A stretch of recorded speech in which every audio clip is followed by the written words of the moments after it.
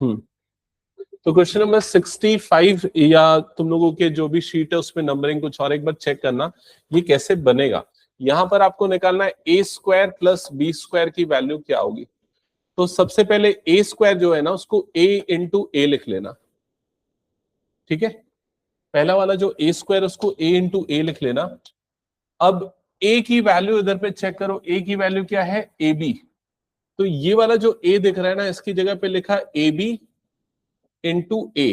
क्या यहां तक का प्रोसेस क्लियर हो गया। फिर ये जो बी ए दिख रहा है बी ए, तो ये बी ए की वैल्यू कितनी है, बी। तो इस बी ए की जगह लिख दिया बी और ये वाला टर्म आ गया ए। क्या यहां तक क्लियर हो गया। अब ये जो ए बी बन रहा है, ए बी की वैल्यू किसके इक्वल है चेक करो, ए के। तो ए स्क्वायर किसके इक्वल आ गया, ए के इक्वल आ गया। क्या ये समझ में आया प्रोसेस कैसे हुआ। सिमिलरली ये जो बी स्क्वायर है इसको हम क्या लिख सकते हैं, बी इंटू बी। ओके, अब b की वैल्यू बी ए है तो इस b की जगह पे हम लिख देते बी ए और फिर ये वाला b आ गया। फिर इस ए बी की जगह पे क्या लिख सकते हैं, ए बी के प्लेस पे a, तो ये आ जाएगा b इंटू ए। और अब ये बी ए की जो वैल्यू है अगेन क्या हो जाएगी, b, तो ये आ जाएगा a प्लस बी। क्या ये क्लियर है। ये होगा इसका फाइनल आंसर। तो एक बार चेक कर लेना, ऑनलाइन में भी जो है एक बार चेक कर लो, कंप्लीट कर लो ये क्वेश्चन।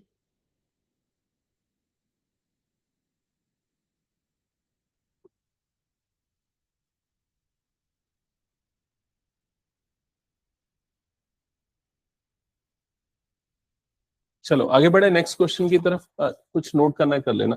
66 ये बना सकते हो, ये 66 मतलब तुम लोगों की शीट में होगा 27 नंबर वाला क्वेश्चन।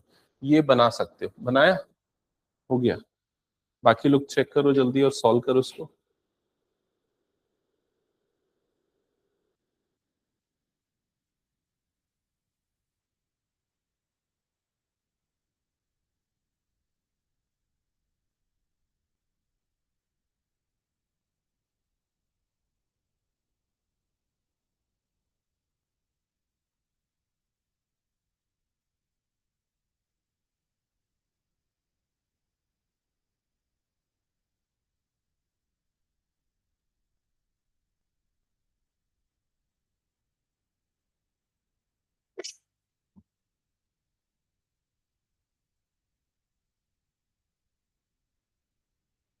तो क्वेश्चन नंबर 66 में गिवन है m और n दो स्क्वायर मैट्रिक्स है, दोनों का ऑर्डर 3 है।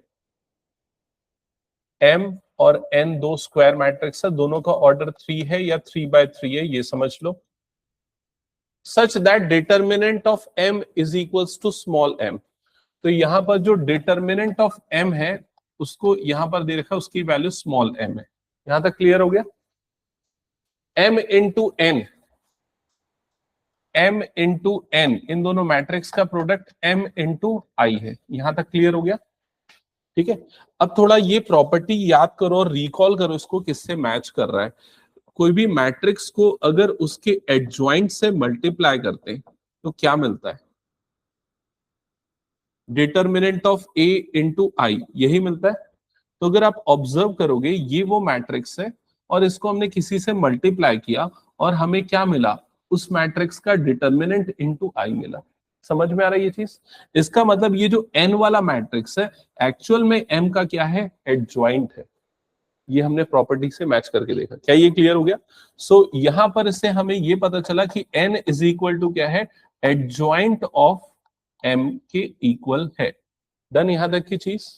अब आपको क्या फाइंड आउट करना है, डिटर्मिनेंट ऑफ n निकालना है। तो जो डिटर्मिनेंट ऑफ n होगा that is equal to determinant of adjoint m के इक्वल होगा। क्या ये क्लियर हो गया। अब ये बताओ डिटर्मिनेंट ऑफ एडजॉइंट a की प्रॉपर्टी क्या है। डिटर्मिनेंट ऑफ एडजॉइंट a क्या था, रिकॉल करो प्रॉपर्टी, पावर n-1, करेक्ट। तो ये क्या हो जाएगा, determinant of m to the power n-1, और n कितना दिया हुआ है 3, तो ये हो जाएगा इसका स्क्वायर। क्या ये क्लियर हो गया। क्वेश्चन में इसकी वैल्यू भी दी हुई है स्मॉल m, तो इसकी जगह पे क्या हो जाएगा, स्मॉल m का स्क्वायर। तो इसका करेक्ट आंसर होगा ऑप्शन डी। क्या ये क्लियर है सभी को। एक बार चेक कर लो और कंप्लीट करो।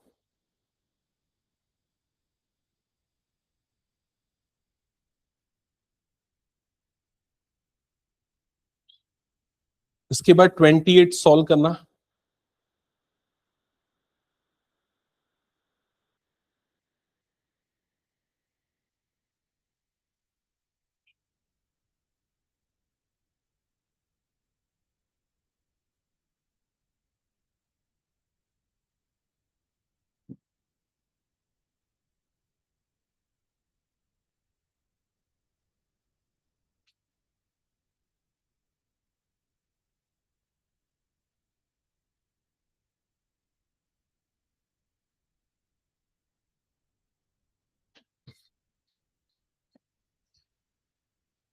ट्वेंटी एट का ओके ठीक है, करेक्ट है दिवित आंसर। बाकी लोग सॉल्व कर रहे हैं कि नहीं? गौरीशा, गौरीशा तुम्हारे पास शीट है ये वाली जो मैंने दिया है? No sir. ओके चलो फिर मैं शो करता हूँ थोड़ी देर में। बन गया। हम्म हम्म ये मैं हटा रहा हूँ फिर ये क्वेश्चन। चलो नेक्स्ट, नेक्स्ट है question number 68। Question number 68, matrix A given है, ए क्यूब की वैल्यू निकालनी है। क्लियर? सो एक चीज इसमें ध्यान देना, ये बड़ा सिंपल है। जैसे अगर मान के चलो आपके पास कोई एक डायगोनल मैट्रिक्स है, ए 0 0 0 बी 0 0 0 सी, और एक दूसरा डायगोनल मैट्रिक्स है x 0 0 0 y 0 0 0 z। क्या बता पाओगे इन दोनों का मल्टीप्लीकेशन से जो मैट्रिक्स बनेगा वो क्या होगा?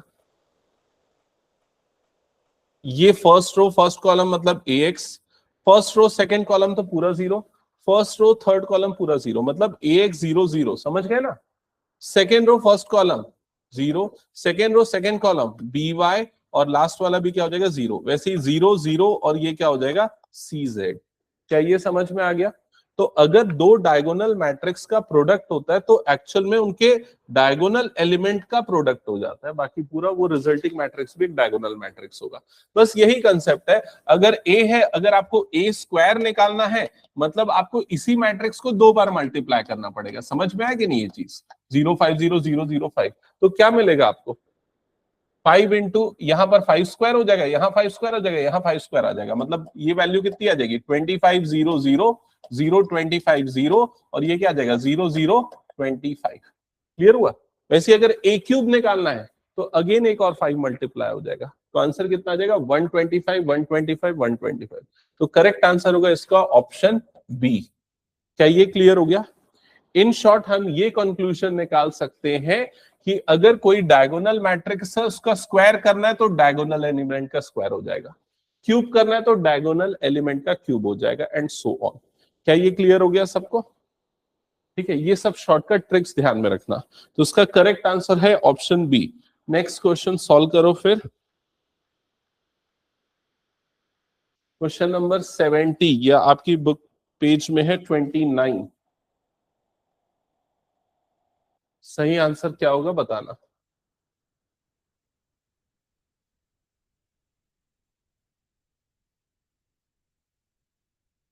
दोनों तरफ डिटर्मिनेंट सॉल्व करना है, इनका प्रोडक्ट माइनस इनका product, so 2x square minus 60, यहां पर कितना हो जाएगा? 18 माइनस ऑफ माइनस मतलब plus 20, so 2x square minus 60 is equals to 38।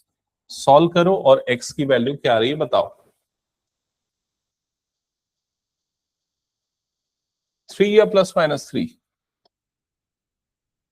ये इधर पे जाएगा टर्म और ये हो जाएगा पॉजिटिव, तो कितना हो जाएगा? प्लस 98। सही कर रहा हूं ना मैं?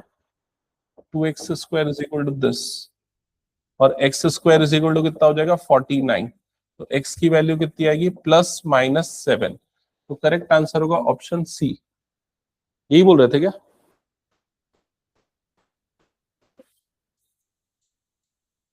किसमें? ये डिटर्मिनेंट कैसे निकालते हैं? ए बी सी डी, तो डिटर्मिनेंट कैसे निकालते हैं? इन दोनों का प्रोडक्ट माइनस इन दोनों का प्रोडक्ट, यही तो रूल है ना। डायरेक्ट करस्पॉन्डिंग इक्वल होता है मैट्रिक्स में। अगर ये मैट्रिक्स होता 2x 5 12x और इधर पे आता 6, 5, 12 और 3, तब तुम इन दोनों को इक्वल कर सकते हो। बट ये मैट्रिक्स नहीं है, ये डिटरमिनेंट है। समझ गए? ये गलती मत करना, एकदम बेसिक है ये। ठीक है, पहचान जाओगे ना मैट्रिक्स और डिटरमिनेंट में difference. Vertical line determinant, square bracket matrix. Done. और देखो एक और चीज समझ जाओ, अगर ये इक्वल कर सकते होते तो ये दोनों भी इक्वल होना चाहिए था। क्या ये दोनों इक्वल है? नहीं है, है ना। नेक्स्ट क्वेश्चन कौन सा है?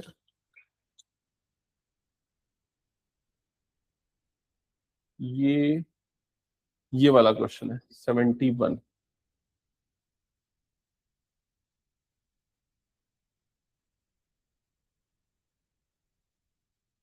हम्म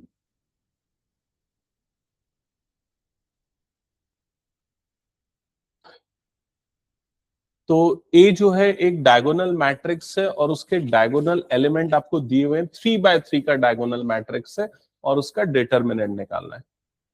आंसर क्या आएगा? -10। बहुत सिंपल है ये। डायगोनल मैट्रिक्स अगर आप बनाओगे तो 1 0 0 0 और ये आ गया 5 और इधर आ गया 0 0 0 और -2। ये डायगोनल मैट्रिक्स है, डायगोनल मैट्रिक्स है। अब अगर इसका डिटरमिनेंट निकालेंगे तो सीधे सीधे डायगोनल एलिमेंट को मल्टीप्लाई कर देना होता है, 0 0 -2। तो determinant of diagonal matrix is product of diagonal elements. तो 1 इंटू 5 इंटू -2, सो आंसर आ जाएगा -10, ऑप्शन बी। हो गया, हटा दो फिर इसको मैं। चलो नेक्स्ट क्वेश्चन। इसमें कुछ बच गया है क्या? और एक क्वेश्चन, हाँ ये वाला question. This matrix is a singular matrix, then find the value of x।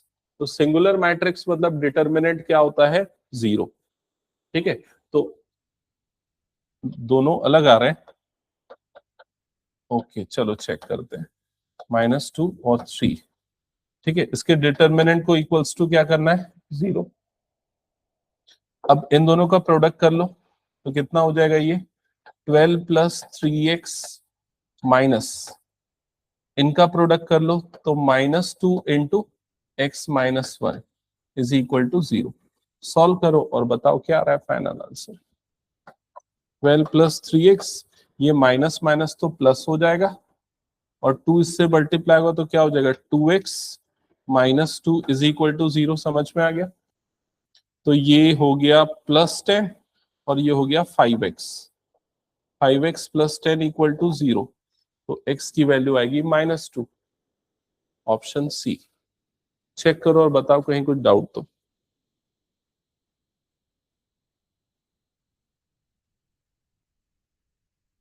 हटा दूं ये क्वेश्चन भी? चलो नेक्स्ट क्वेश्चन करना। नेक्स्ट कौन सा है? इसमें और कोई सा है क्या? 73। ये अभी हमने ये वाला किया, ए और बी, इसमें शायद कोई सा नहीं है। इसके बाद ये क्वेश्चन है, ये क्वेश्चन सॉल्व करना है। किसी का आंसर आया तो बताओ तो जल्दी इसका। डी, और कुछ किसी? ए। ओके चेक करते हैं। तो determinant of A determinant of be given है और इसकी वैल्यू निकालनी है। तो सबसे पहले यहां पर आपको प्रॉपर्टी लगानी पड़ेगी के टाइम्स डिटर्मिनेंट ऑफ ए की। तो क्या होता है ये? K to the power N determinant of A. समझ में आ गया ये प्रोसेस? तो अगर ये प्रॉपर्टी यहां पर लगाऊंगा तो क्या हो जाएगा? ये 2 की power N determinant of A B. पहला रूल क्लियर हुआ सबको? बताओ। अब एन क्या है? तो एन ऑर्डर है, ऑर्डर है 3, तो यह आ जाएगा 2 की पावर 3। दूसरी property determinant of A B को हम determinant of A into determinant of B लिख सकते हैं। ये सब प्रॉपर्टी लिखाई हुई है। ठीक है, और डिटर्मिनेंट ऑफ ए की वैल्यू क्वेश्चन में कितनी दी हुई है? 3। डिटर्मिनेंट ऑफ बी की वैल्यू कितनी दी हुई है? 5। और 2 का क्यूब कितना हो गया? 8। तो 8 5 सा 40, 40 इंटू 3 मतलब 120। करेक्ट आंसर होगा ऑप्शन बी। ठीक है, बी बोला था क्या खाना? हाँ, कहीं कुछ डाउट तो पूछ लो।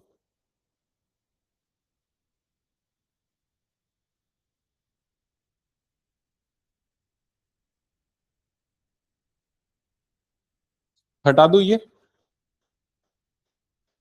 चलो नेक्स्ट क्वेश्चन चेक करते हैं।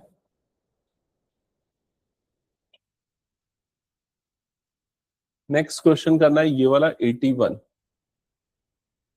ये सब लास्ट ईयर वाले क्वेश्चन है, 2025 वाले। अच्छा एक चीज मुझे ये बताओ कि डिटर्मिनेंट ऑफ आई क्या होता है, पता है क्या?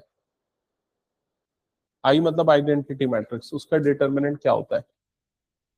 हाँ, जीरो। और कुछ क्या होता होगा? आसना बताओ। हाँ, जीरो। और बाकी लोग सब बोलो, सबको आंसर बोलना है, गलत हो या सही बोलना है। वन। वन वन होता है ना, जीरो कैसे होगा? आइडेंटिटी मैट्रिक्स मतलब क्या है? आइडेंटिटी मैट्रिक्स मतलब 100 0 1 0 0 0 1, ये असल में डायगोनल मैट्रिक्स है। और इसका डिटर्मिनेंट मतलब इनका प्रोडक्ट। समझ में आएगी नहीं तो क्या आएगा आंसर? वन। तो ये ध्यान रखना, डिटर्मिनेंट ऑफ आई जो होता है वो क्या होता है? वन होता है। ठीक है, ओके। अब बात करते हैं आपको निकालना क्या है यहां पर, determinant of A into adjoint A. अब कैसे ट्राई कर रहे हो, क्या करना चाह रहे हो बताओ, क्या ट्रिक लगा रहे हो? उसके पहले कुछ और लगेगा यहां पर, वो भी कर सकते हो। और कुछ? कौन सी?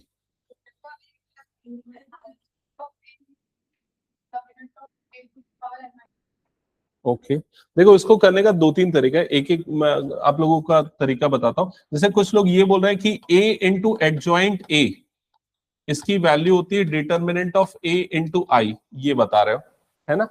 ये मेथड बिल्कुल लगा सकते हो। ये मेथड लगाने के लिए फिर इसके बाद यहां पर भी क्या लेना पड़ेगा? डिटर्मिनेंट लेना पड़ेगा। और यहां पर भी क्या आएगा? डिटर्मिनेंट आएगा। समझ में आ रहा है ये चीज?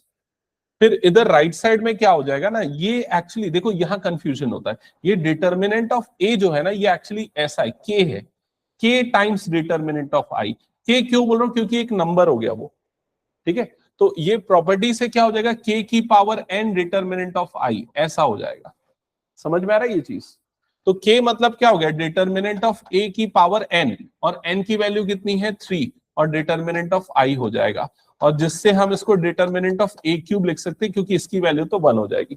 एक तरीका ये है। एक और तरीका बताता हूं, देखो दूसरा तरीका।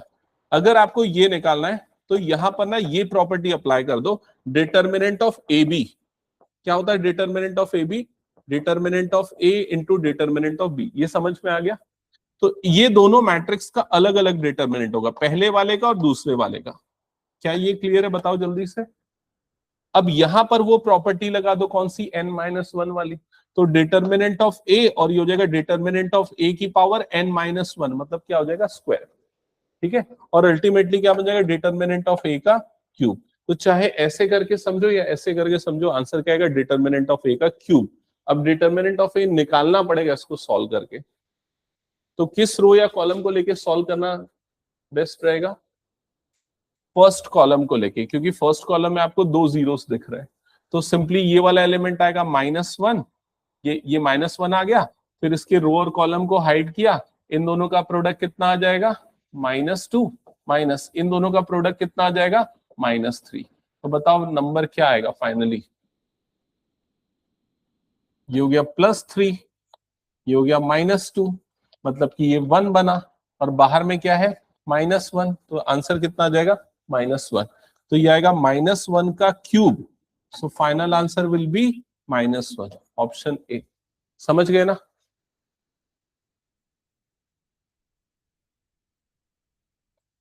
ये क्लियर है? लास्ट क्वेश्चन, चलो लास्ट क्वेश्चन चेक करना।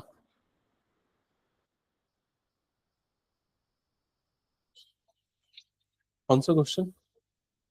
अच्छा 33 छूट गया क्या? ओके, 33 वैसे तुम लोग बना लोगे। 33 का आंसर क्या होगा बताओ? 25। हाँ, वो डायरेक्ट प्रॉपर्टी है।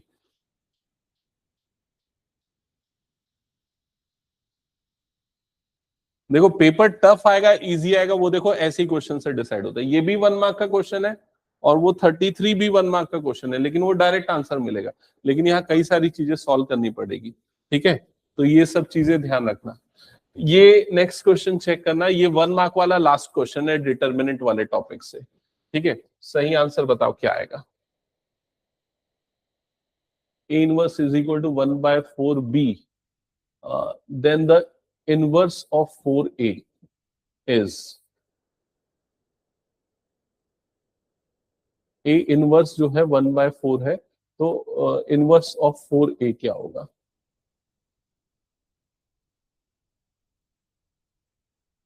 देखो 4a का अगर आपको इनवर्स निकालना है, ठीक है, तो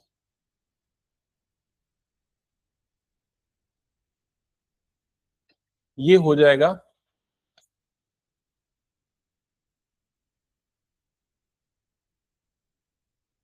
इनवर्स ऑफ 4a। अलग अलग तरीके से कर सकते हैं इसको, 4 into A inverse, 4 into 4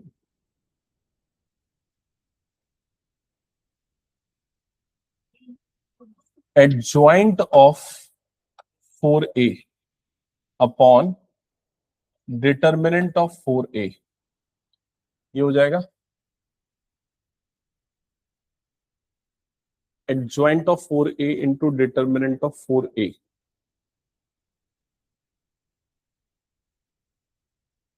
16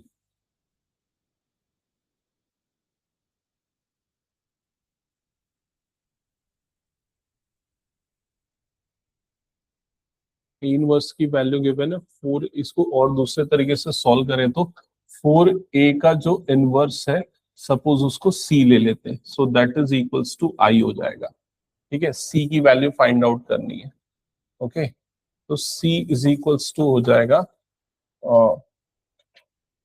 A inverse से अगर दोनों तरफ मल्टीप्लाई कर देंगे तो ये हो जाएगा ए इनवर्स। तो c is equals to A inverse by 4 हो जाएगा, और ए इनवर्स की वैल्यू है 1/16 आएगा इसका आंसर, 1/16 बी। देखो मैंने कैसे सॉल्व किया, मुझे चाहिए 4a का इनवर्स, तो मुझे नहीं पता उसका इनवर्स क्या है, मान लेते उसका इनवर्स क्या हो गया c। तो किसी भी मैट्रिक्स को अगर उसके इनवर्स से मल्टीप्लाई करेंगे तो क्या मिल जाएगा? i मिल जाएगा। क्या ये समझ में आ गया प्रोसेस सबको?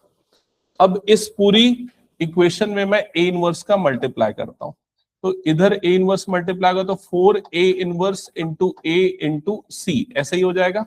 इधर पे क्या हो जाएगा? a इनवर्स इंटू i हो जाएगा। क्या यहां तक का प्रोसेस क्लियर हो गया? बता दो एक बार। अब a इनवर्स इंटू a अगर मल्टीप्लाई होता है तो ये नंबर क्या बन जाता है? i बन जाता है। तो ये बन जाएगा 4i इंटू सी, और a इनवर्स इंटू आई क्या बन जाएगा? a इनवर्स बन जाएगा। i इज लाइक 1, 1 से कुछ भी मल्टीप्लाई वही मैट्रिक्स। क्लियर? तो इसके बाद ये i इंटू सी, इसको भी मैं सीधे सीधे क्या लिख सकता हूं? c लिख सकता हूं, ठीक है? और 4 क्रॉस मल्टीप्लाई होगा तो a इनवर्स अपॉन क्या हो गया यहाँ पर? 4 आ गया। यहां तक का प्रोसेस क्लियर है? अब a इनवर्स की वैल्यू कितनी गिवन है देखो क्वेश्चन में? 1/4b। तो c is equal to 1/4 into 1/4b, तो आंसर कितना आ जाएगा? 1/16b। तो ऑप्शन डी इसका करेक्ट होगा। क्या ये क्लियर है? हाँ। हम्म। ए को ए को कैसे 4b ले सकते हैं? A inverse is equal to 1/4b। हाँ, तो क्या बोल रहे हो? ए को 4b? नहीं, अगर ऐसा है तो ये बोलना चाह रहे हो कि 1/1 ए इज इक्वल टू 1/4b, ऐसा बोल रहे हो कुछ? तब भी नहीं आएगा वो। 4b कहाँ आएगा? b/4 आ रहा है ना। चेक कर, मैं एक बार देखता हूँ क्या किया था, ठीक है? हाँ, नहीं इसका यूज ही नहीं किया हमने, ये वाले मेथड से सॉल्व ही नहीं किया। हमने सिर्फ ये मेथड से सॉल्व किया। हमें इसका इनवर्स चाहिए, तो मान लेते हैं इसका इनवर्स जो है वो सी है, तो अगर किसी मैट्रिक्स को उसके इनवर्स से मल्टीप्लाई करते तो आई मिल जाता है। क्लियर? अब इसके बाद मैंने पूरी इक्वेशन में ए इनवर्स को मल्टीप्लाई कर दिया, तो ए इनवर्स इंटू ए आ गया, यहाँ पर ए इनवर्स इंटू आई आ गया, ये वाला आई बन जाएगा, आई इंटू सी मतलब सी हो जाएगा, और ए inverse into I A inverse हो जाएगा। तो ये करके सॉल्व कर लिया। ठीक है, चलो ये पूरा 1 मार्क्स वाले क्वेश्चन यहाँ पर एंड होते। नेक्स्ट आते हैं अब 2 मार्क्स वाले क्वेश्चन। अब यहां से तुम लोग सॉल्व करना चालू करो क्वेश्चन नंबर, और जो सॉल्व कर चुका है उसको छोड़ देना। ठीक है, ये क्वेश्चन है सबसे पहला 2 मार्क्स वाला। ये किसी ने सॉल्व कर लिया है क्या, बता दो तो। हाँ, तो तुम लोग आगे सॉल्व करते जाओ, कंटिन्यू। जिसने नहीं किया ये क्वेश्चन सॉल्व करना है, जिसने सॉल्व कर लिया उनका आंसर्स मैं चेक कर लेता हूं।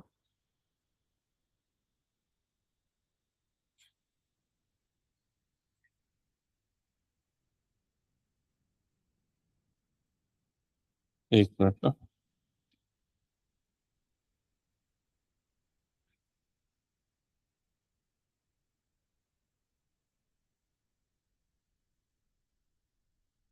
यहाँ पर 84 नंबर है ना, 84, और इसका है 36।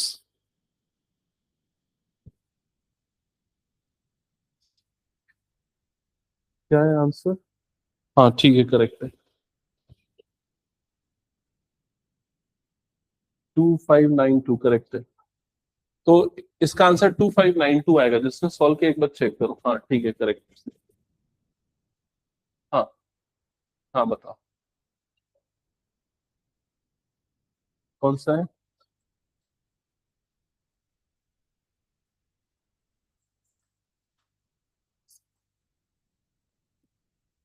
47 का बी, ये वाला। एक्चुअली इसने क्या किया है बताए, ट्रांसपोज है ये, 120 120। समझ में आ रहा है ये चीज? ये कोफिशिएंट मैट्रिक्स नहीं है, ये कोफिशिएंट मैट्रिक्स का ट्रांसपोज है।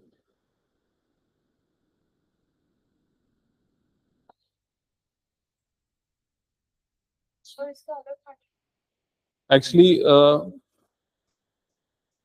इसका इनवर्स निकाला तुमने, इनवर्स निकाल लिया, क्या है इसका इनवर्स, ये आया। तो ये जो फॉर्मूला है, जैसे ना x is equal to A inverse B जो लेते हैं ना, उसमें ए इनवर्स में ये वैल्यू नहीं लेना है। क्यों नहीं लेना है? क्योंकि ये कोफिशिएंट मैट्रिक्स नहीं है, ये कोफिशिएंट मैट्रिक्स का नहीं, कोफिशिएंट मैट्रिक्स ये है क्या, 1 2 नहीं, ठीक है, 1 2 0, ये कॉलम है, ये रो बना, -2 -1 -2, ये रो बना। हाँ, उसका ट्रांसपोज लेना पड़ेगा। इसका ट्रांसपोज लो एंड देन मल्टीप्लाई करो, आंसर आ जाएगा।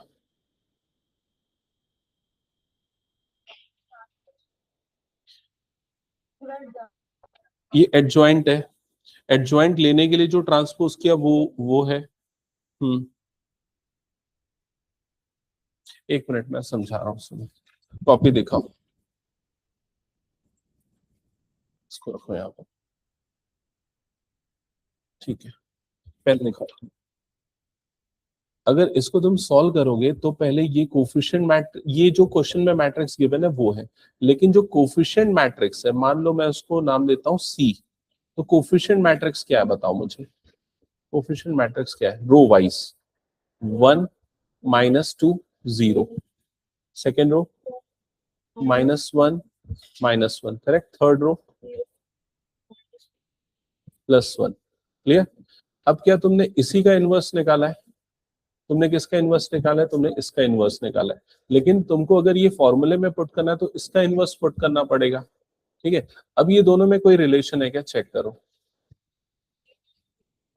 मतलब ट्रांसपोज, ये देखो, इसकी फर्स्ट रो इसका फर्स्ट कॉलम है, इसकी सेकेंड रो इसका सेकेंड कॉलम है, इसकी थर्ड रो इसका थर्ड कॉलम है, तो एक्चुअली ये इसका ट्रांसपोज है। समझ में आया ये चीज?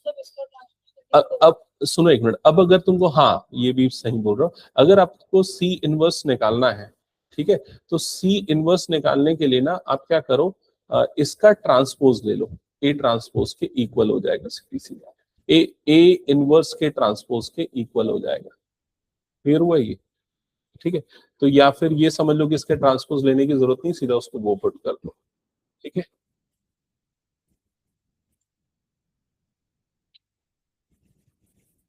ओके तो ये क्वेश्चन नंबर 84 जो सामने दिख रहा है, क्या ये बन गया? क्या है आंसर? 2592, ठीक है, करेक्ट है। नेक्स्ट नेक्स्ट क्वेश्चन कौन सा है शीट में, एक बार चेक करना। अब 3 मार्क्स वाले क्वेश्चन पे आते हैं ना, ये 2 मार्क्स वाला। 3 मार्क्स में एक क्वेश्चन है डिटर्मिनेंट पे बेस्ड, और वो क्वेश्चन है ये वाला।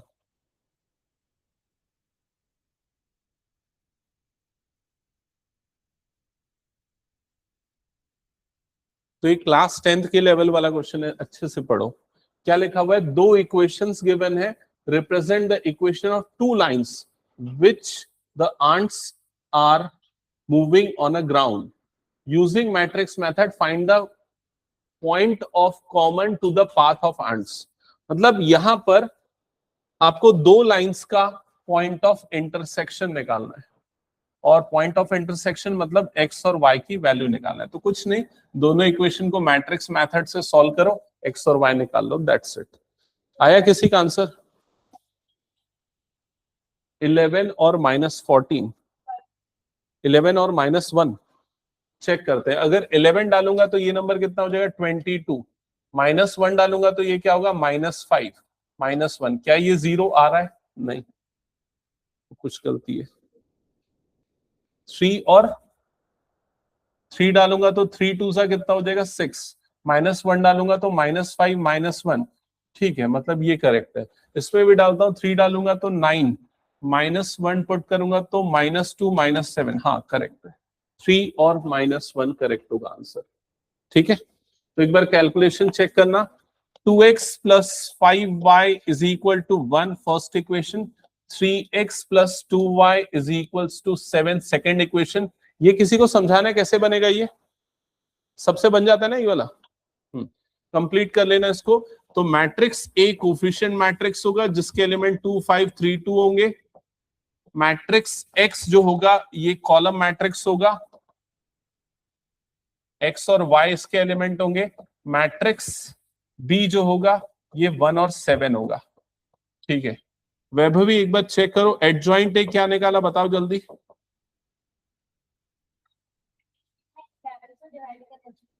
ओके ठीक है, चेक कर लेना, आगे सॉल्व करते जाओ। नेक्स्ट क्वेश्चन, वो समझ गए ना वाला प्रॉब्लम। आगे आंसर। ओके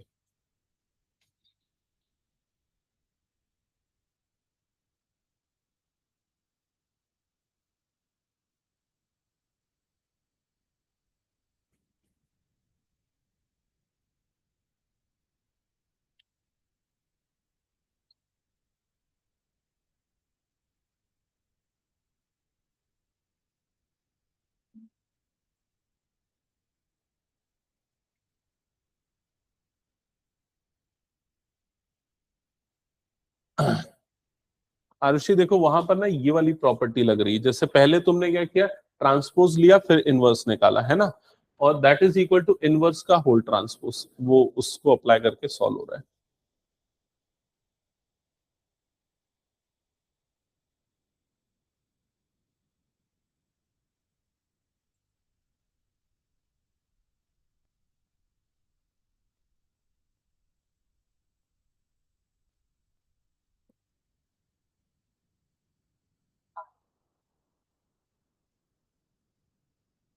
दृष्टि कुछ डाउट है?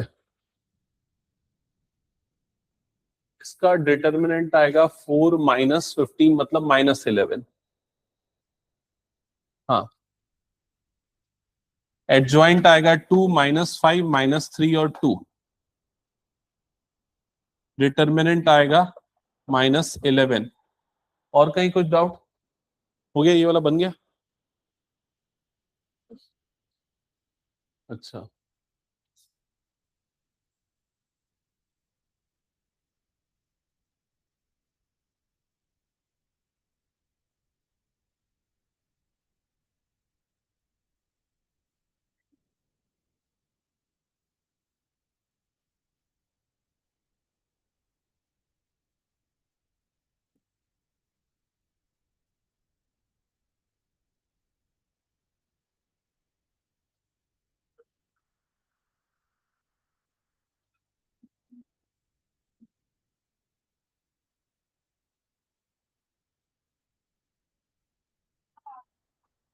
आ गया ना?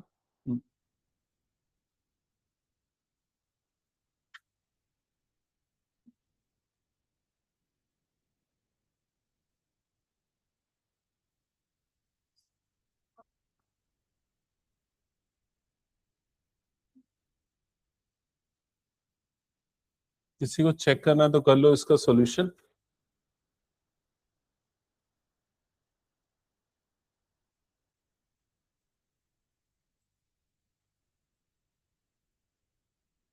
अब फिर पूरे 5 मार्क्स वाले क्वेश्चन है।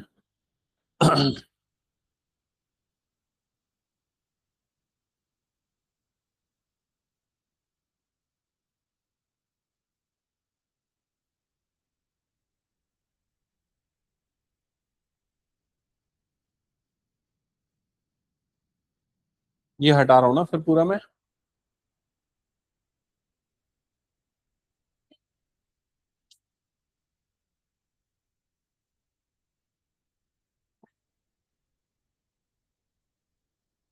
क्वेश्चन नंबर 90 ये किसने किसने सॉल्व कर लिया है? मतलब 90 मतलब ये यहाँ पर 38 है शीट के हिसाब से। ओके हो गया। ठीक है कंप्लीट कर लो।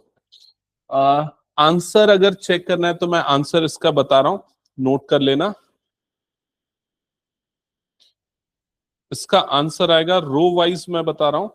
तो फर्स्ट रो आएगी 10 7 21। ठीक है। सेकेंड रो है -49 -34 -103। नहीं आ रहा है क्या? आ रहा है। 17 12 36। इसका आंसर मैं लिख रहा हूं एक बार। इसका आंसर आएगा 10 7 21 -49 -34 -103 सेकेंड रो। और थर्ड रो आएगी 17 12 एंड 36। ये बनेगा ए बी होल इनवर्स का value. A B whole inverse का वैल्यू 90 का आंसर। तो अगर किसी को इसका एक्सप्लेनेशन चाहिए तो बता दो। आ गया सही? ठीक है। आसना करेक्ट आएगा ये? कितने गलत है, कितने टर्म्स गलत है? बहुत सारे। ओके कैसे सॉल्व किया एक बार सॉल्यूशन दिखाओ मुझे। ये ए इनवर्स कैलकुलेट किया, ठीक है।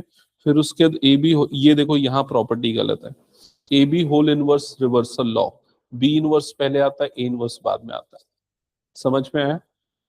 अब ए इनवर्स चेक करना पड़ेगा सही निकाला कि नहीं। तो ए इनवर्स चेक करता हूं।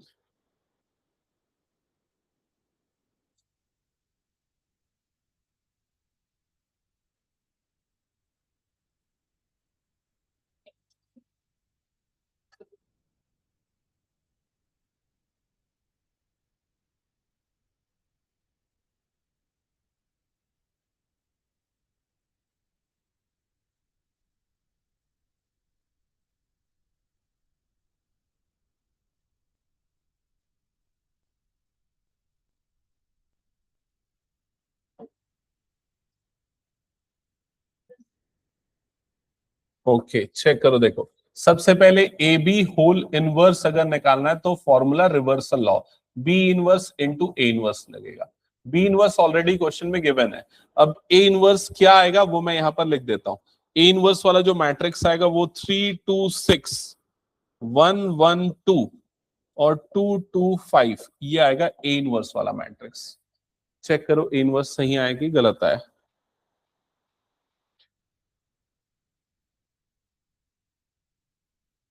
ठीक है। फिर उसके बाद ये दोनों वैल्यूज को यहां पर पुट कर देना है। तो बी इनवर्स के प्लेस पे आ जाएगा 3 -1 1 -15 6 -5 5 -2 2। और ए इनवर्स के प्लेस पे ये जो भी हमने निकाला 3 2 6 1 1 2 2 2 5 एंड देन मल्टीप्लाई करना दोनों को। तो फाइनली ये रिजल्ट मिलेगा। ये वाला एलिमेंट, ये वाला एलिमेंट मतलब इस वाले एलिमेंट का कोफैक्टर। और इसके लिए अगर सॉल्व करेंगे तो कितना आएगा 0 + 6 0 माइनस ऑफ -6 मतलब +6 हो जाएगा ना।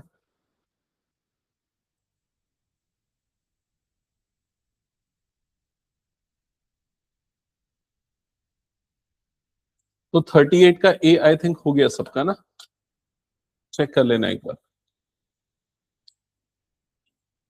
दृष्टि ए इनवर्स निकालना क्लियर है ना, या उसका प्रोसेस कैसे करते हैं बताओ। एडजॉइंट निकालते हैं और उसको उसके डिटरमिनेंट से डिवाइड कर देते हैं, है ना।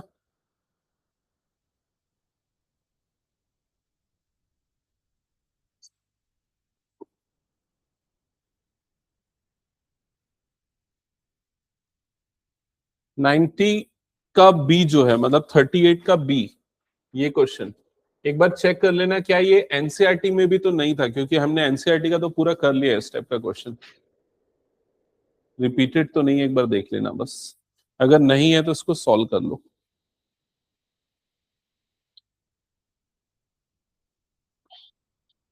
अच्छा, और किसी ने पूरा सॉल्व किया तो बताओ डाउट किसमें। ऐसा कोई क्वेश्चन जो बिल्कुल समझ में नहीं आया जिसमें डाउट है तो पूछ लो। मिस 42, 42 ठीक है, बता रहा हूं।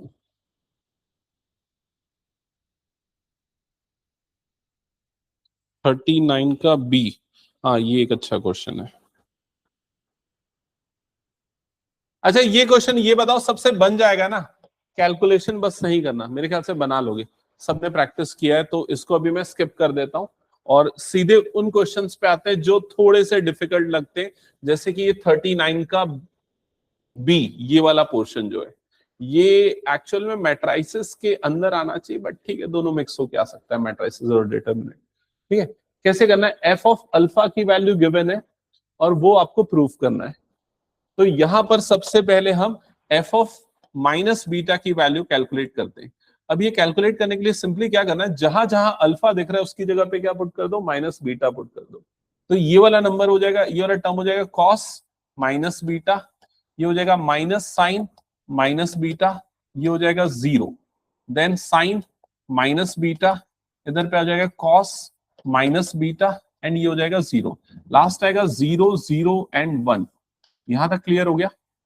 अब एक चीज आपको पता होनी चाहिए कि साइन माइनस थीटा जो होता है वो माइनस साइन थीटा होता है ट्रिग्नोमेट्री, कॉस माइनस थीटा जो होता है वो क्या होता है, कॉस थीटा होता है। क्लियर।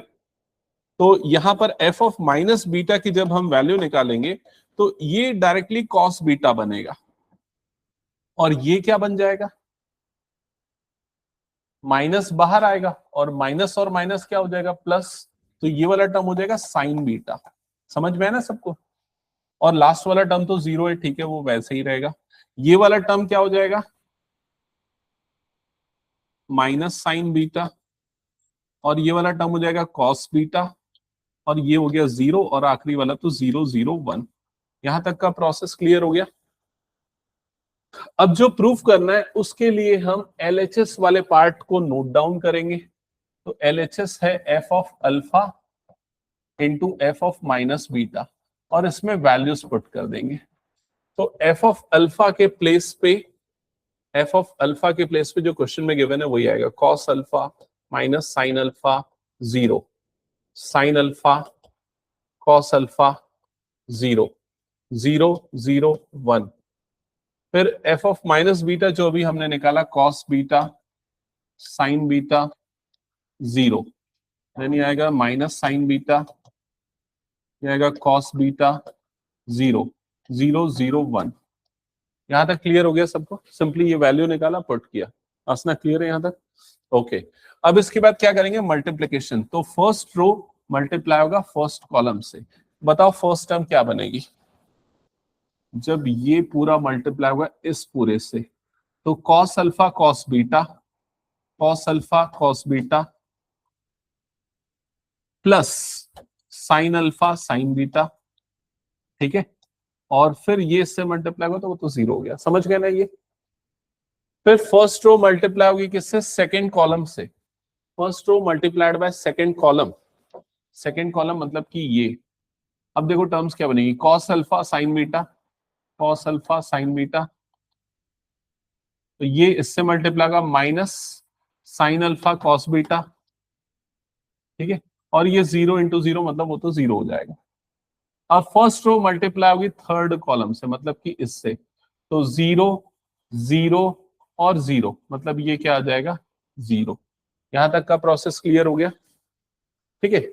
अब इसी तरीके से second row multiplied by all 3 columns. So first column से मल्टीप्लाई होगा तो sine alpha cos beta minus cos alpha sine beta, फिर सेकेंड वाले से मल्टीप्लाई होगा sine alpha sine beta plus cos alpha cos beta, और आखिरी वाले से मल्टीप्लाई होगा तो 0। Third row multiplied by all 3 columns, तो ये आएगा 0, ये आएगा 0 और ये आएगा 1। यहां तक का प्रोसेस क्लियर हो गया।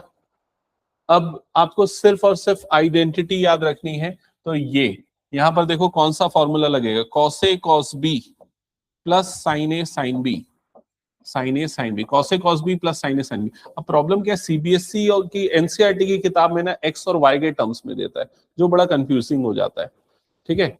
लेकिन कई अच्छी बुक्स में ये लिखा है ए और बी के टर्म्स में। तो cos A cos B plus sign A sine B, क्या होता है formula, cos A minus B, तो ये होता है कॉस ए माइनस बी। तो यहां पर आ जाएगा कॉस अल्फा माइनस बीटा, आ जाएगा कॉस अल्फा माइनस बीटा, ठीक है। इसी तरीके से ये क्या होगा, ये वाला टर्म क्या होगा, तो इसमें अगर मैं माइनस बाहर निकाल लूं, अगर मैं माइनस बाहर निकाल लेता हूं, तो ये वाला टर्म पॉजिटिव हो जाएगा और ये वाला टर्म क्या हो जाएगा नेगेटिव। तो sign A cos B minus cos A sine B, formula क्या बन रहा है, sign A cos B minus cos A sine B, cos A sine B. तो ये किसका फॉर्मूला है, साइन ए माइनस बी का, लेकिन बाहर में माइनस बी है ना, तो minus sine alpha minus beta, और आखिरी वाला क्या आ गया 0। क्या ये क्लियर है, बता दो जल्दी से। फिर सेकेंड रो क्या बन जाएगा, sign A cos B minus cos A sine B, तो साइन ए माइनस बी, तो यहां आ जाएगा साइन अल्फा माइनस बीटा। ये क्या हो जाएगा, cos A cos B plus sign A sine B, एकदम वैसे ही जैसा ये वाला टर्म था। तो ये कॉस अल्फा माइनस बीटा, तो ये भी क्या बन जाएगा कॉस अल्फा माइनस बीटा, और बाकी सारे टर्म्स एज इट इज। क्या ये क्लियर हो गया। अब क्लियरली दिख रहा है कि जो इनिशियली जो हमको क्वेश्चन दिया था, वहां जहां पर अल्फा आ रहा था उस जगह पे यहां पर क्या मिल रहा है हमको, अल्फा माइनस बीटा मिल रहा है। तो अगर ये एफ ऑफ अल्फा था, तो ये क्या हो जाएगा, F of alpha minus beta हो जाएगा। क्या ये समझ में आया, आखिरी वाला स्टेप कंफर्म करो। एफ ऑफ अल्फा मतलब सारी जगह पे अल्फा, यहां उन्हीं सारी जगह पे अल्फा माइनस बीटा आ रहा है, इसलिए F of alpha minus beta. Done. तो ये क्वेश्चन एनसीईआरटी का, ये थोड़ा सा अलग होगा, मे बी प्लस लगा एनसीईआरटी में और इसमें थोड़ा माइनस लग गया, बस इतना ही डिफरेंस है। और ये रिपीटेडली आया, ये कौन से ईयर में आया ये वाला क्वेश्चन, ये वाला क्वेश्चन आया है 23 में आया हुआ क्वेश्चन है ये।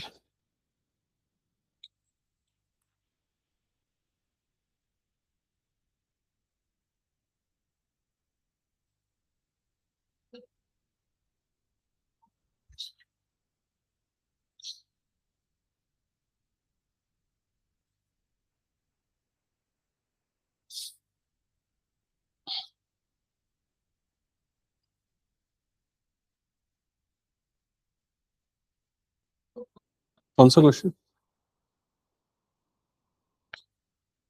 क्वेश्चन नंबर 47 का फर्स्ट वाला, ए बी, तो ए इंटू बी किया क्या, क्या मिला 8i, ओके। और बी जो है एक्चुअली वो कोफिशिएंट मैट्रिक्स है, बी एक्चुअल में कोफिशिएंट मैट्रिक्स है, करेक्ट। तो अब देखो इस 8 को ना क्रॉस मल्टीप्लाई करके यहां ले आना, तो 1/8a, 1/8a into B is equals to I. Clear हुआ, इसका मतलब जो b का इनवर्स होगा वो 1/8a होगा। समझ में आएगा ये चीज, बताओ, नहीं आया समझ में, ओके। जस्ट वेट ना, मैं इसको बोर्ड पे बता देता हूँ। ये हो गया क्या सबका, हटा दो इस क्वेश्चन को मैं। चलो एक काम करो, जल्दी से क्वेश्चन देखना, ये है क्वेश्चन नंबर 47। 47 का ए, 47 का ए, मेरे में नंबरिंग थोड़ी सी आगे पीछे होगी, देखता हूं कहां पर आ रहा है। आई थिंक ये वाला क्वेश्चन है, सेम क्वेश्चन है ना? हाँ, ये क्वेश्चन एक बार चेक करना, अच्छे से समझना क्या होगा।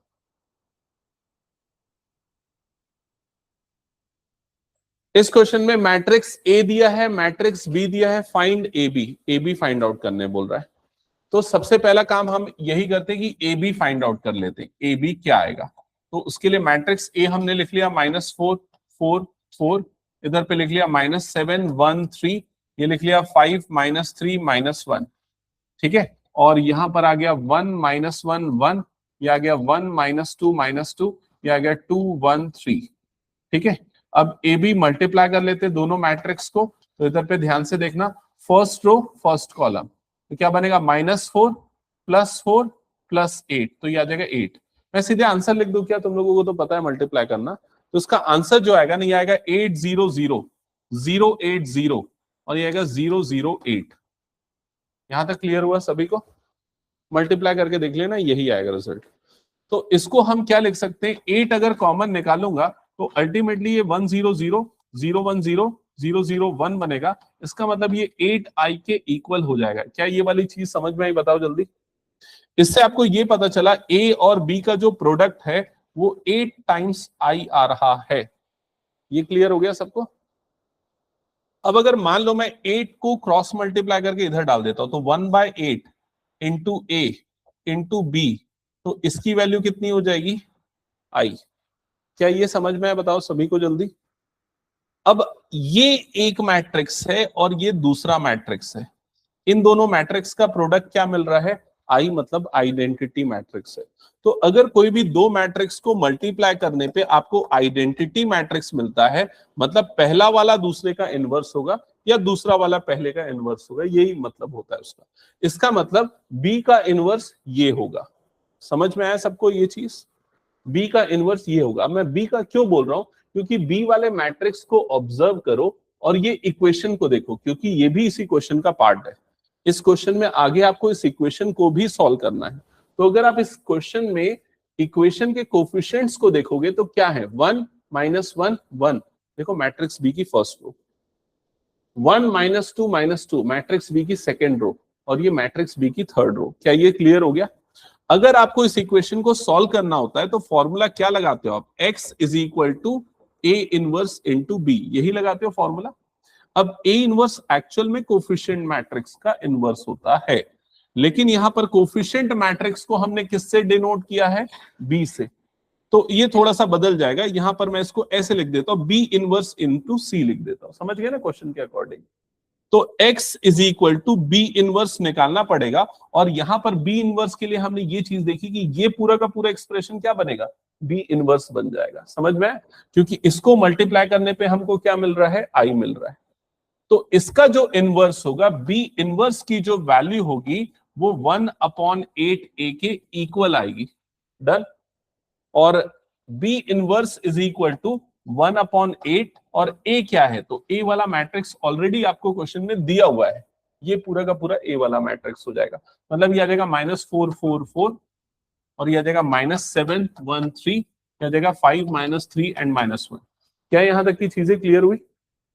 अब इसकी जगह पे आप ये वाला मैट्रिक्स पुट कर दो 1/8, और यहां पर आ जाएगा -4 4 और 4, -7 1 3, ये आ जाएगा 5 -3 एंड -1, बी इनवर्स वाला पूरा मैट्रिक्स। और सी वाले मैट्रिक्स की जगह पे क्या लिखोगे? ये वाली टर्म्स, मतलब कि 4 9 एंड 1। क्या ये समझ में आया? बताओ एक बार। पक्का क्लियर हुआ ये? ठीक है, इनको मल्टीप्लाई करो, सॉल्व करो, आपको अननोन मिल जाएंगे, वेरिएबल्स मिल जाएंगे। देखो एक्चुअल में होता ये है, x is equal to A inverse B, यही होता है। यहां पर a क्या होता है? कोफिशिएंट मैट्रिक्स होता है। कोफिशिएंट मैट्रिक्स मतलब ये वाला होता है, ठीक है। अब नोटेशन हमने इसको बदल दिया, ए इनवर्स की जगह बी इनवर्स लिख दिया। क्यों किया ऐसा? क्योंकि एक्चुअल में इसका जो कोफिशिएंट मैट्रिक्स बन रहा है उसको क्वेश्चन ने बी से डिनोट करके रखा हुआ है, ठीक है। तो मैंने एक काम किया कि भाई इसको ये नहीं जो हमारा मेन इक्वेशन होता था ना ax is equal to B, ये होता था ना, उसको मैंने ऐसे मान दिया वो bx is equal to c है, ठीक है। और b यहां पर कोफिशिएंट मैट्रिक्स है जो कि यहां पर है डायरेक्टली, ठीक है। तो सॉल्व करो फिर फाइनल आंसर मिल जाएगा। क्या रहा है इसका आंसर, एक बार चेक करना और बताना मुझे। 3 माइनस 2 माइनस 1, 3 माइनस 2 और माइनस 1, हाँ 3 प्लस 2 5, 5 माइनस 1 4, ठीक है।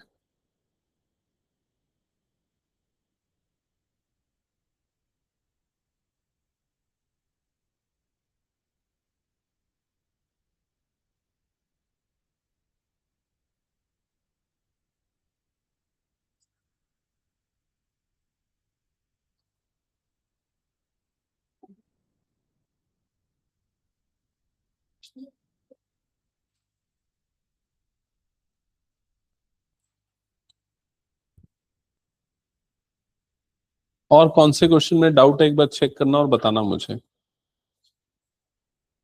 42, हाँ 42 बता रहा हूँ,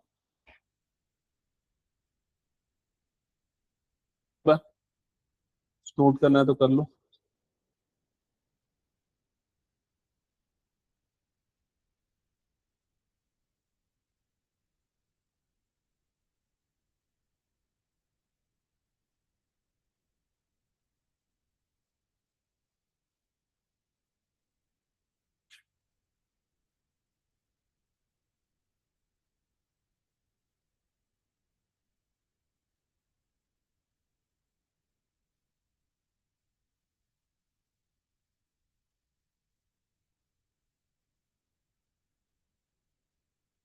ओके, नेक्स्ट इस क्वेश्चन में डाउट है तो चेक करना कैसे बनेगा।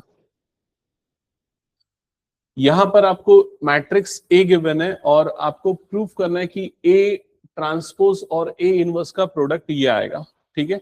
तो पहले तो हम दोनों मैट्रिक्स निकाल लेते हैं। सबसे पहले ए ट्रांसपोज वाला मैट्रिक्स वो तो तुरंत निकाल लोगे। ए ट्रांसपोज मतलब फर्स्ट कॉलम ये हो जाएगी, सेकेंड कॉलम ये हो जाएगी, माइनस कॉट एक्स और 1, ठीक है। अब बात करते हैं और क्या निकालना है, ए इनवर्स निकालना है। तो ए इनवर्स निकालने का फॉर्मूला होता है 1 upon determinant of A into adjoint A. तो यहां पर डिटर्मिनेंट ऑफ ए कितना आएगा, तो determinant of A simply in दोनों का प्रोडक्ट माइनस इन दोनों का प्रोडक्ट, यही होगा डिटर्मिनेंट। तो ये आ जाएगा 1 minus minus cot square x. समझ में आई ये चीज।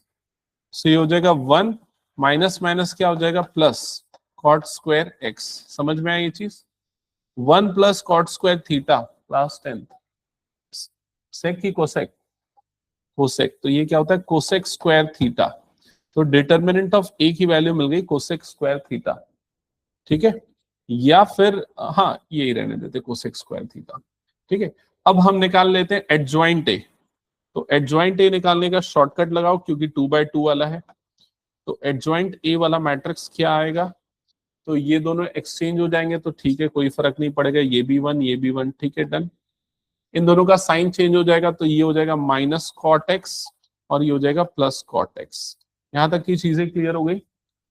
अब ए इनवर्स क्या आएगा, तो ए इनवर्स आ जाएगा 1 अपॉन डिटर्मिनेंट ऑफ ए जो कि है cosec square x, adjoint A जो कि ये है 1 माइनस कॉट एक्स, ये हो गया कॉट एक्स और ये हो गया 1। यहां तक की चीजें क्लियर हो गई, डन। अब देखो 1 अपॉन कॉसेक क्या होता है, कॉसेक का रेसिप्रोकल साइन। तो इसको मैं लिख सकता हूं साइन स्क्वायर एक्स और ब्रैकेट के अंदर पे आ जाएगा 1 minus cot x minus cot x और इधर पे आ गया 1। अब ये साइन स्क्वायर को अंदर मल्टीप्लाई कर दो। ये 1 मिनट मल्टीप्लाई करे बिना भी हो सकता है क्या, चेक करते रुको। अभी नहीं करते मल्टीप्लाई हम लोग, अभी ऐसे ही रहने देते हैं, ठीक है। अभी ये हमारे पास जो मिला यही हम ए इनवर्स ले लेते हैं, डन। यहां तक की चीजें क्लियर हो गई, ओके। अब हम जो शो कर रहे हैं उसके एलएचएस को नोट डाउन करते हैं। तो हमारे पास एलएचएस है ए डैश ए इनवर्स का प्रोडक्ट। ए डैश की जगह पे क्या आ जाएगा, ए डैश आ जाएगा 1 माइनस कॉट एक्स, और ये आ जाएगा कॉट एक्स, और ये आ जाएगा 1, और ए इनवर्स, तो ए इनवर्स की जगह पे क्या, साइन स्क्वायर एक्स इंटू ये वाला टर्म 1 माइनस कॉट एक्स, और इधर पे आ गया कॉट एक्स, और ये हो गया 1। यहां तक की चीजें क्लियर हो गई, ठीक है। अब ये तो स्केलर है, इसको आप अलग कर सकते हो, इसको अलग मतलब इसको बाहर लिख सकते हो, हटा दो इसको इधर पे, साइन स्क्वायर एक्स को अलग कर दो, ठीक है। और ये दोनों मैट्रिक्स का मल्टीप्लीकेशन करो, इसका और इसका, तो क्या क्या आएंगी टर्म्स, एक एक करके बताना। First row multiplied by first column, 1 minus cot square x, यही मिलेगा। First row second column, minus cot x minus cot x मतलब -2 कॉट एक्स, समझ में आ गया। Then second row first column, cot x plus cot x तो क्या हो जाएगा, 2 cot x. Then second row second column, 1 minus cot square x, ऐसे बनेगा, चेक कर लो।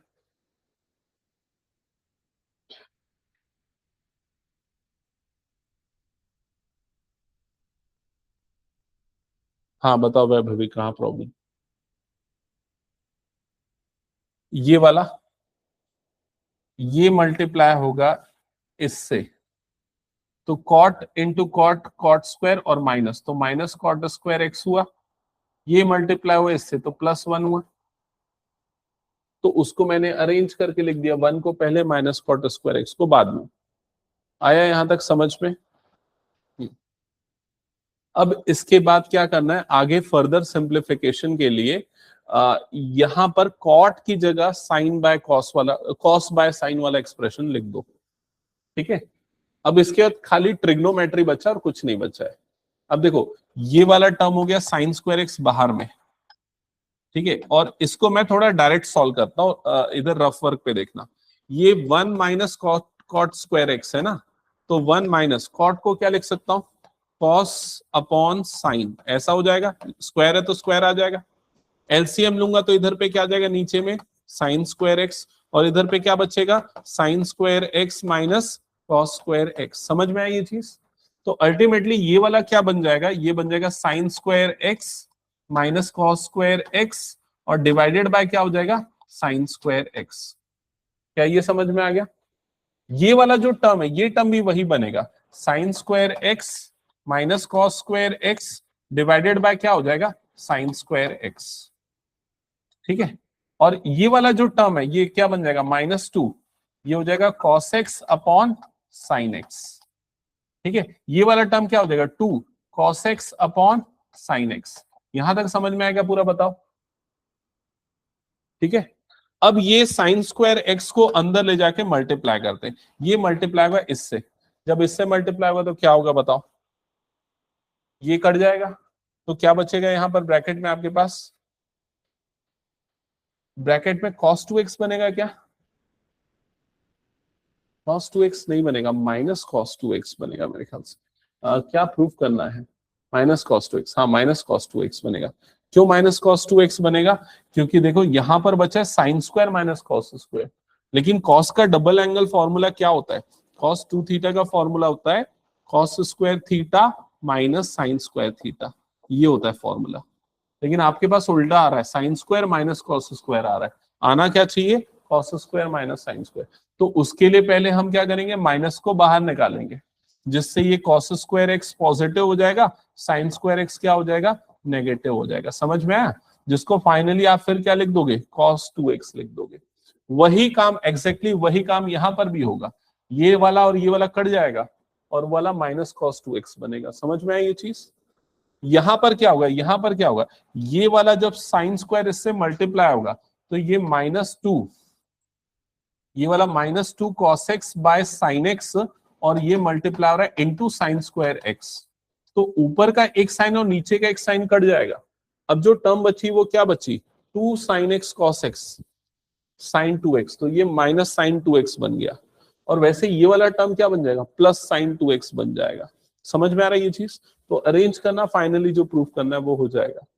ये ट्रिग्नोमेट्री देखो, ये सब आइडेंटिटी वगैरह बहुत फ्रीक्वेंटली यूज होने वाला है 11th वाला। कंप्लीट करो उसको। और किसी क्वेश्चन में डाउट तो बताओ।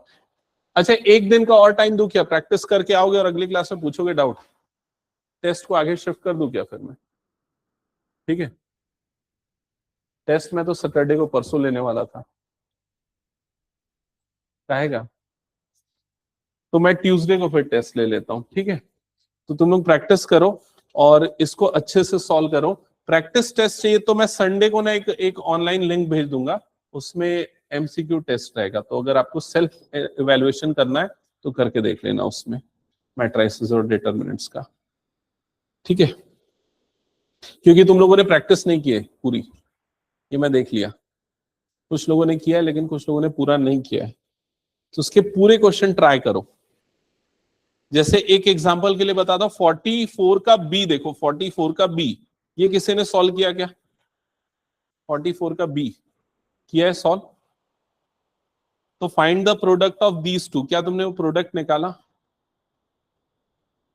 44 का पार्ट बी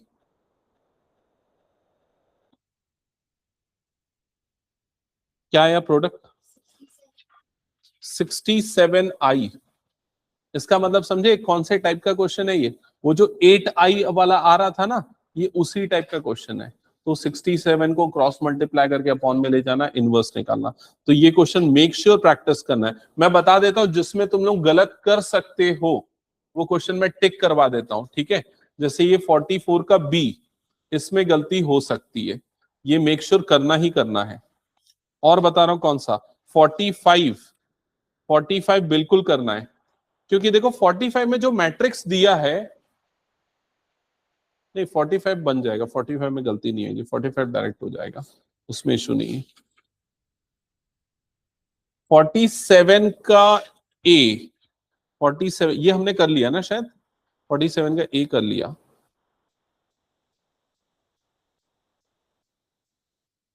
47 का बी, इसमें गलती हो सकती है, इसको बिल्कुल करना। अच्छा ये बताओ, 47 का बी जो है उसमें जो इक्वेशंस गिवन है उसका कोफिशिएंट मैट्रिक्स क्या बनेगा? रो वाइज बताना, कोफिशिएंट मैट्रिक्स रो वाइज बताना बोल रहा हूं। फर्स्ट रो क्या बनेगा? 1 -2 0, समझ गए ना? 1 -2 0। लेकिन जो ऊपर मैट्रिक्स ए लिखा है उसका फर्स्ट रो कुछ और है, लेकिन उसका फर्स्ट कॉलम क्या है? देखो 1 -2 0। समझ गए कि नहीं ये चीज? अब इक्वेशन सेकेंड इक्वेशन से देखो कोफिशिएंट क्या है, 2 -1 -1। लेकिन जो गिवन मैट्रिक्स ए है उसका सेकेंड कॉलम में आ रहा है। समझ में आया कि नहीं ये चीज? तो ये जो गिवन मैट्रिक्स ए है वो एक्चुअली ये कोफिशिएंट मैट्रिक्स नहीं है, कोफिशिएंट मैट्रिक्स का ट्रांसपोज है। समझ गए ना ये चीज? तो ये वाला बना के देखना, इसमें एक गलती होने के चांस है। 48 ये मेक श्योर बनाना है आप लोगों को, 48 और 49 में क्या इक्वेशन बना पाओगे? 49 किसी ने सॉल्व किया 49 नंबर क्वेश्चन?